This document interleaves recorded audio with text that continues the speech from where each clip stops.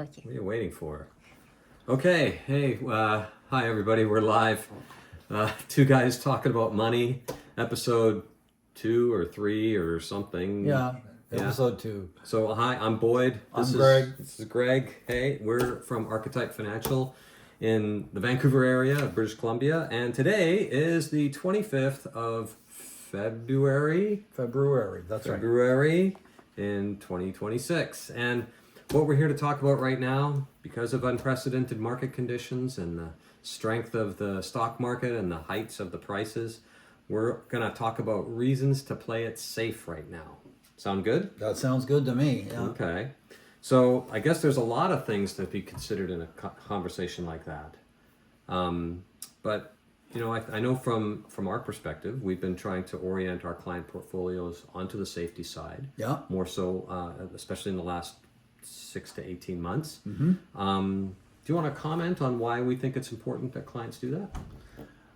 My big concern comes from having done this back in 98 and in 01 and again in 08. The markets go down at some point, and there's a thing I tell clients all the time: nobody knows.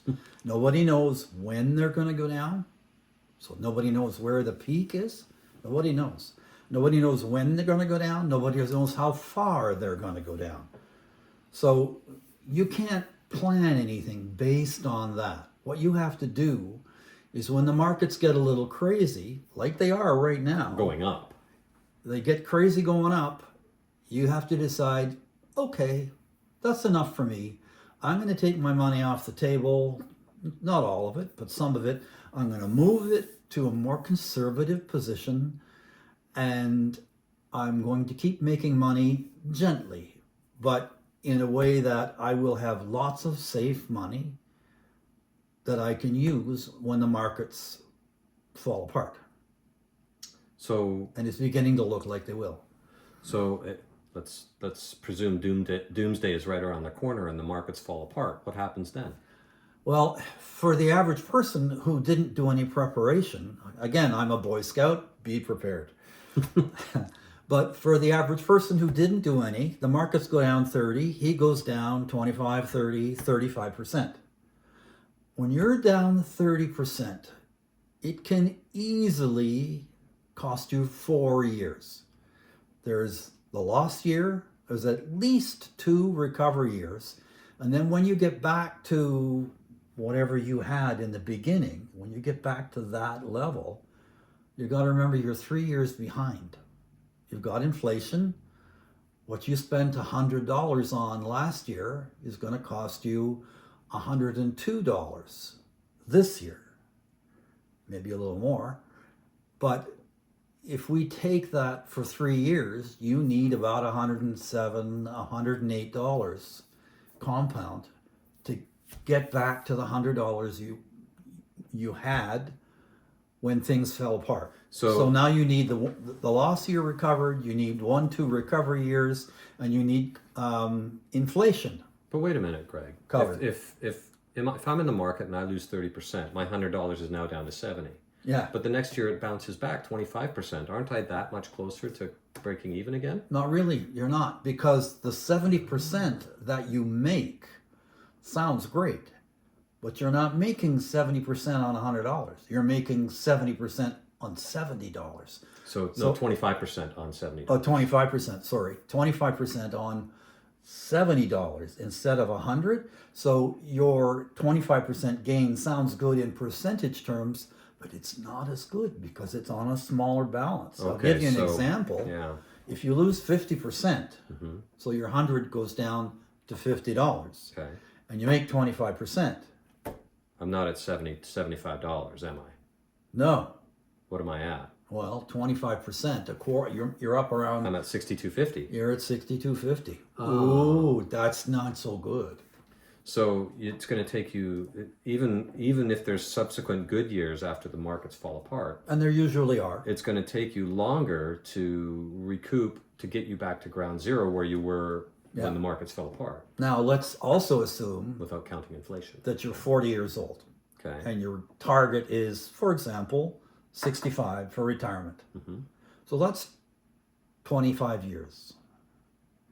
You just lost 4 of those 25 years. You don't get those back. You do not get them back. Wow. Not in any way, shape, or form. So that's the number one reason to play it safe right now, is to save not your money, but to save time. Yeah. And the number 2 reason for that is, if you've got 70% of your money in safer stuff, safer investments, when the markets tank, you don't. You've got 70% of your money that you can buy in at a real low point. And when you buy in at a real low point, you bought in when risk also is at a real low point. I guess it makes sense. When the markets are priced high, that's when risk is the highest. Yeah, because markets always fall from the top. So when markets are at a really, really high point, that's when the risk is the highest. When markets are at a really, really low point, that's when risk is lowest. That's a really good time to take more risk in tiny bits instead of big bits. So if I've taken my $100 and I've split it out into mostly conservative and safe investments, say 70% of it, the market drops by 30%. My portfolio maybe only drops by 8 or 10%. Yeah, something like that. Yeah. So I might be nervous because my values are going down, but I'm not nearly as nervous as the guy who's just lost 30%. Yeah. That's next to me. And at that point, what we do is, we don't know where the bottom is either, like I said. So we pick a point that's low enough to buy into. It might be a 20% drop or 25, or you might want to be really courageous and wait for a 30% drop. Now, personally, I don't like that idea, because if the markets hit 25 and turn around, you're still out of the game. You missed it. You missed it. Yeah. But okay, well, that's as good a reason as any to play it safe. You're going to save not just your money over time, but you're going to save the time as well, which you don't get back. And you never get the time back. You can always, theoretically at least, make more money. Yeah. So, but you can't turn the clock backwards and regain the time once again. So, That's true. And if you've only got so long of a runway until you want to hit your retirement goals, the time is what you need to be facing or looking at with the most amount of scrutiny. Yeah. So playing it safe when the markets are high, sound strategy. So 2 guys talking money. Thanks again.